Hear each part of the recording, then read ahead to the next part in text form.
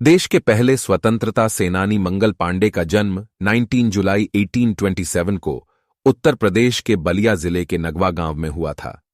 वह सरयू पारीण ब्राह्मण परिवार से थे। उनके पिता का नाम दिवाकर पांडे और मां का नाम अभय रानी पांडे था। उनका बचपन आम बच्चों की तरह ही बीता। 1849 में मात्र 22 वर्ष की उम्र में वे ब्रिटिश ईस्ट इंडिया कंपनी की सेना में Bengal native infantry BNI battalion की 36वीं रेजिमेंट में पैदल सेना के सिपाही के रूप में भर्ती किए गए। इस रेजिमेंट में ज्यादातर ब्राह्मणों को ही भर्ती किया जाता था। 1856 से पहले तक अंग्रेजी सेना के भारतीय सिपाही ब्राउन ब्रीज नाम की बंदूक का इस्तेमाल करते थे। 1856 में भारतीय सेना के इस्तेमाल के लिए एनफील्ड P53 लाई गई। इस बंदूक को लोड करने के लिए पहले कारतूस को दांत से काटना पड़ता था। इसी समय भारतीय सिपाहियों के बीच यह बात फैल गई कि इस राइफल में इस्तेमाल किए जाने वाले कारतूसों में गाय और सूअर की चर्बी का इस्तेमाल किया गया है। इस वजह से हिंदू और मुस्लिम सैनिकों की धार्मिक भावनाओं को ठेस पहुंच रही थी। सिपाहियों द्वारा इसे ब्रिटिश शासन द्वारा हिंदू और मुसलमान धर्म को भ्रष्ट करने की सोची समझी साजिश कहा गया। इस विद्रोह के पीछे एक और कहानी भी है। Lieutenant J.A. राइट ने अपनी रिपोर्ट में कहा था कि एक बार एक नीची जाति के खलासी ने ब्राह्मण सिपाही के लोटे से पानी पीने की इच्छा जाहिर की, तो उसने उसे यह कहकर पानी पिलाने से मना कर दिया कि इससे उसका लोटा अशुद्ध हो जाएगा और धर्म भ्रष्ट। तब उस नीची जाति के व्यक्ति ने कहा कि जल्दी तुम्हारी जाति का अस्तित्व ही खत्म हो जाएगा जब तुम्हें सूअर और गाय की चर्बी से बने कारतूसों को मुंह से काटना पड़ेगा। इस घटना के बाद यह खबर जंगल में आग की तरह फैल गई कि अंग्रेजी सरकार भारतीयों का धर्म भ्रष्ट करने की साजिश कर रही है। बंगाल के बैरकपुर छावनी में 2 फरवरी 1857 को शाम की परेड में सैनिकों ने एनफील्ड राइफलों में इस्तेमाल किए जाने वाले कारतूसों का विरोध किया। मंगल पांडे ने सूअर और गाय की चर्बी वाले कारतूसों का विरोध किया और भारतीय सिपाहियों को भी ब्रिटिश शासन का विरोध करने के लिए तैयार कर लिया। मंगल पांडे ने मारो फिरंगियों को का नारा दिया। अंग्रेजों के वफादार सैनिकों ने इस विद्रोह की खबर अंग्रेज अफसरों को दे दी। बंगाल के बैरकपुर छावनी में 29 मार्च को शाम 5:10 पर जब मंगल पांडे ने विद्रोह कर कारतूस का इस्तेमाल करने से मना कर दिया, तब परेड ग्राउंड पर लेफ्टिनेंट B.H. बो पहुंच गए।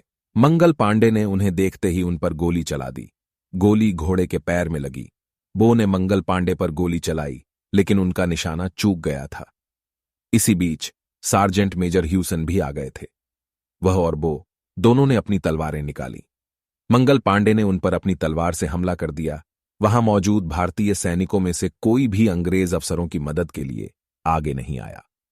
तभी शेख पलटू नाम के सैनिक ने मंगल पांडे को पीछे की तरफ से कमर से पकड़ लिया और दोनों अंग्रेज अफसर वहां से बच निकले। इस घटना के बाद 36वीं नेटिव इन्फेंट्री के कमांडिंग अफसर कर्नल S.G. वेलर ने घटनास्थल पर पहुंचकर वहां मौजूद सैनिकों से मंगल पांडे को गिरफ्तार करने के लिए कहा, लेकिन सैनिकों ने मंगल पांडे को गिरफ्तार करने से पूरी तरह मना कर दिया। इसी बीच डिवीजन के कमांडिंग अफसर मेजर जनरल हियर से भी पहुंच गए। उन्होंने अपनी पिस्टल हवा में लहराते हुए कहा कि मेरे आदेश पर अगर किसी सैनिक ने मार्च नहीं किया तो मैं उसे गोली मार दूंगा। इस बार सैनिकों ने उसकी बात सुनी। सभी सैनिक मंगल पांडे की तरफ बढ़ने लगे। तभी मंगल पांडे ने बंदूक की नली अपने सीने की तरफ करके अपने पैर की उंगली से बंदूक का घोड़ा दबा दिया। गोली मंगल पांडे के सीने और गर्दन को घायल करके आगे निकल गई। उनके कोट में आग लग गई। मंगल पांडे पेट के बल गिर गए। मंगल पांडे को तुरंत गिरफ्तार कर अस्पताल भेज दिया गया। मंगल पांडे का कोर्ट मार्शल शुरू हुआ, लेकिन इसके पहले ही शेख पलटू का प्रमोशन कर दिया गया। कोर्ट मार्शल के दौरान मंगल पांडे ने स्वीकार कर लिया कि इस मामले में उनका कोई साथी नहीं है। ब्रिटिश हुकूमत क्रांतिकारियों को विद्रोही का दर्जा देती थी और अंग्रेज अफसर पर हमले का मतलब साफ तौर पर अपनी मौत का वारंट खुद निकलवाना होता था। इसलिए सिपाही नंबर 1446 मंगल पांडे को मौत की सजा सुनाई गई।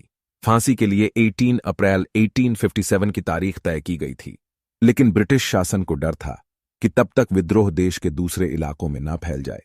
इसलिए तय समय से 10 दिन पहले 8 अप्रैल सुबह 5:30 बजे ही उनके साथी सैनिकों के सामने 30 वर्ष की कम उम्र में ही उन्हें फांसी दे दी गई। फांसी देते समय जल्लाद भी मंगल पांडे को फांसी नहीं देना चाहते थे, लेकिन अंग्रेजों के दबाव में उन्हें यह काम करना पड़ा। लोगों ने अंग्रेजों के इस फैसले का जमकर विरोध किया। अब हर किसी को यह बात समझ में आ गई थी कि अगर हम सैनिक और देशवासी मिलकर लड़ें तो अंग्रेजों की कोई औकात नहीं। अंग्रेजों को हराया जा सकता है। अब ये बात सैनिक और आम लोग भी महसूस करने लगे थे। मंगल पांडे के शहीद होने से पूरे भारत में क्रांति की ज्वाला भड़क उठी। अंग्रेजों ने मंगल पांडे को यह सोचकर तय समय से पहले फांसी दी थी कि इस तरह से वे स्थिति पर काबू पा लेंगे और विद्रोह को कई जगह भड़कने से रोक लेंगे। लेकिन मंगल पांडे की मौत के बाद विद्रोह की चिंगारी कई सैनिक छावनियों में भी फैलने लगी। कई सैनिक विद्रोही बन गए। अंग्रेज सैनिकों ने विद्रोही सैनिकों को मंगल पांडे के सरनेम पैनडीज नाम से पुकारना शुरू कर दिया। देश के विभिन्न हिस्सों से भी क्रांति की खबरें आने लगी। 20 अप्रैल 1857 को हिमाचल प्रदेश के कसौली में सिपाहियों ने ही पुलिस चौकी में आग लगा दी। 3 मई 1857 में मेरठ में भारतीय घुड़सवार सैनिकों ने विद्रोह कर दिया। मेरठ के विद्रोह से यह चिंगारी पूरे पश्चिमी उत्तर प्रदेश के साथ साथ पूरे देश में भी फैल गई। 30 मई को लखनऊ और पुराने लखनऊ समेत चिन्हट इस्माइलगंज में किसानों, मजदूरों और सैनिकों ने मिलकर अंग्रेजों के खिलाफ विद्रोह कर दिया था। मंगल पांडे विद्रोह की सजा दी गई 64वीं रेजिमेंट को। मंगल पांडे के विद्रोह की सामूहिक सजा के रूप में 34वीं रेजिमेंट को अप्रैल 1857 में भंग कर दिया गया। तब निकाले गए सभी सैनिकों ने विरोध जताते हुए ग्राउंड से निकलने से पहले अपनी टोपी को जमीन पर फेंक कर कुचल दिया था। 1984 में मंगल पांडे के सम्मान में डाक टिकट जारी हुआ। मंगल पांडे का नाम भारत के इतिहास में स्वर्ण अक्षरों में दर्ज है। उनकी वीरता की कहानियां हमेशा नौजवानों के लिए प्रेरणा स्रोत रही हैं। भारत सरकार ने इस अमर शहीद के सम्मान में 1984 में एक डाक टिकट भी जारी किया था। मंगल पांडे के जीवन पर 2005 में मंगल पांडे दी राइजिंग नाम की फिल्म भी बन चुकी है।